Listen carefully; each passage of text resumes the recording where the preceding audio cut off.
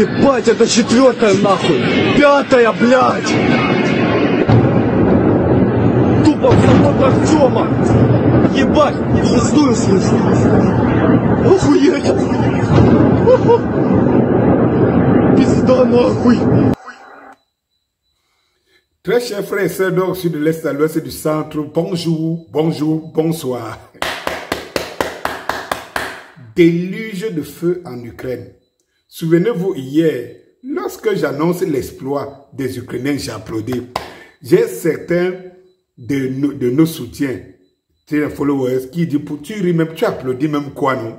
Et tout. Je les ai dit, vous savez, dans une guerre, même quand vous avez un adversaire petit, le fait qu'il lance le poula les coups, poula les doigts comme ça, là, même quand vous bagarrez avec une femme, le fait qu'elle lance poula, il peut arriver que son doigt entre dans ton œil. Et tout, ce n'est pas parce qu'elle est forte, parce que dans la bagarre, il faut s'attendre à ce qu'il y ait des pertes. Vous avez vu que même les lumières chez moi, le fait seulement d'entendre le feu, même les lumières baissent. Et vous voyez que d'habitude, on vous montre les images des dégâts des missiles et des bombes russes en Ukraine la nuit. Là, ce n'est pas la nuit, c'est le jour. La Russie est passée à une vitesse. Je vous avais dit de 48 heures ou 72 heures. Elle n'a pas attendu. Poutine n'a pas attendu. 7 bases aériennes militaires ont été touchées. 7 bases aériennes militaires. Et ce n'est que le début de quelque chose. Hein, que la fin, on la connaît. Nous, on la connaît. Vous avez vu que depuis hier, que vous êtes donc au courant, que l'Ukraine a réalisé un exploit. Vous avez vu Trump sortir pour dire « Oh, ce n'est pas bon ». Tapez la main sur la table pour dire « Ce n'est pas bon, non, on veut la paix ». Vous avez entendu? Est-ce que vous avez entendu un Européen dire « Non, non, non, non, non, non, c'est pas bon, arrêtez l'escalade, on veut la paix ». Vous avez entendu ça? La paix, c'est un côté. Ça veut dire que les Russes, quand les Russes font, on dit non, ils ne veulent pas la paix. Ils ne veulent pas la paix. Et pour quelqu'un dont vous voulez contraindre à accepter la paix, parce que pour qu'il accepte, pour le contraindre, c'est que vous êtes convaincu que vous ne le pouvez pas, qu'il est très nuisible, qu'il est puissant. Mais vous allez quand même le titiller, le faire mal quelque part et en attendant qu'il va laisser, il va faire la paix. Il veut que l'Ukraine capitule et vous voulez que la Russie capitule. Ok. Très chers frères et sœurs, la supercherie a assez duré. Trump, quand Trump était là, le premier mandat, il y a 8 ans. Il y a 8 ans. Trump avait été un des premiers à envoyer des armes en Ukraine. Il faut que vous le sachiez. Pour les gens qui suivent la situation géopolitique hier, ils se disent Trump avait dit je viens, j'arrête la guerre. Sans moi, la guerre n'aurait jamais eu lieu. C'est Trump qui était le premier à fournir l'armement de guerre à l'Ukraine. Les 12 bases militaires mobiles que les Américains avaient établies vers le Donbass et tout, n'avaient pas commencé avec Biden. Ça avait commencé avec Trump. Au temps de Trump, il y a 8 ans, son premier mandat, il y a eu au moins un pays de famille russe qui est entré dans l'OTAN. Donc cette guerre que vous voyez, Trump l'a vu venir, Trump l'a incité lui-même. Mais imaginez que quand vous entendez les Occidentaux, ils donnent l'impression que c'est Trump qui veut arrêter la guerre. Mais tu veux arrêter la guerre en armant un côté, tu veux arrêter la guerre en fournissant les renseignements. Je vous avais dit que Trump avait fait son deal. Il a utilisé la Russie pour pouvoir, je veux dire, faire signer aux Ukrainiens je veux dire, l'exclusivité d'exploitation des matières rares et des sous-sols ukrainiens. Une fois qu'il a reçu, il est devenu quelqu'un de complètement, bon envers l'Ukraine. Quand il y a 5 personnes qui meurent en Ukraine, vraiment Trump est trop gêné.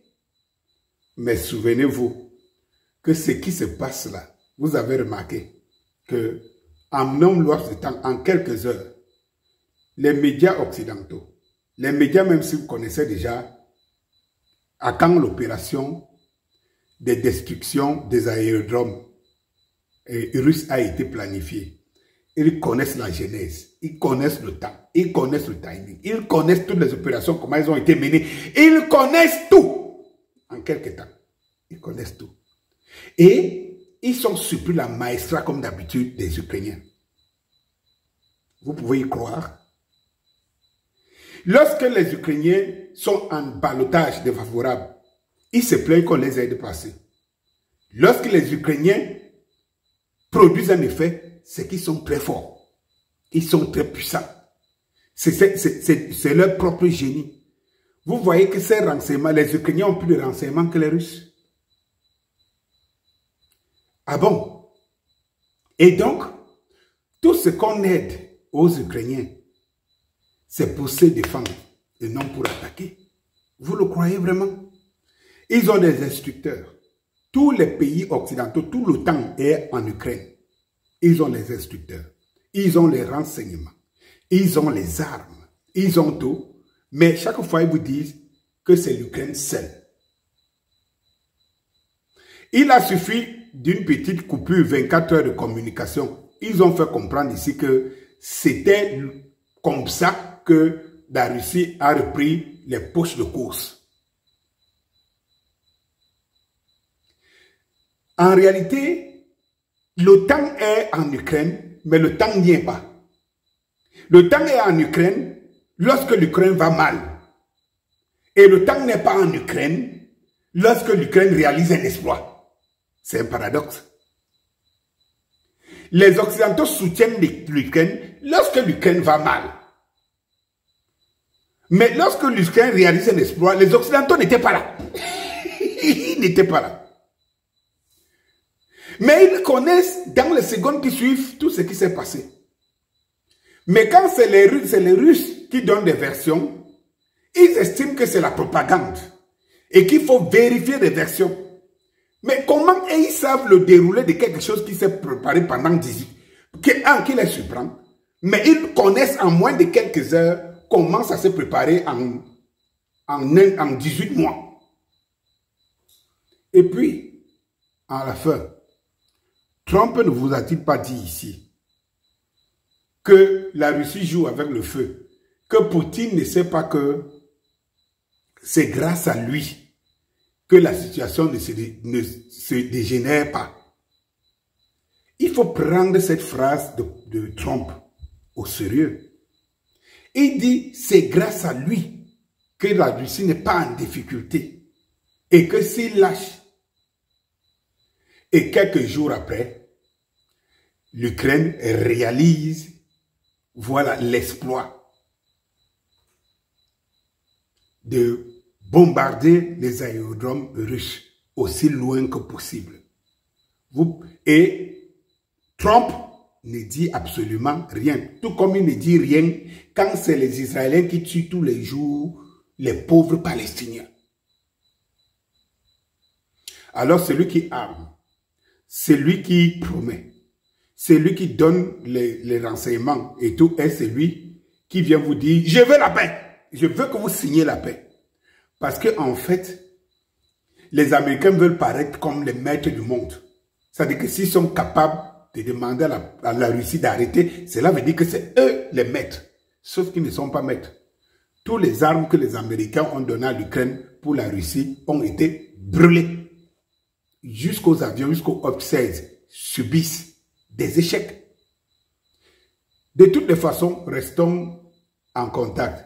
Au fur et à mesure, vous aurez, mettez votre cloche de notification, soyez abonnés, vous aurez les éléments minute par minute.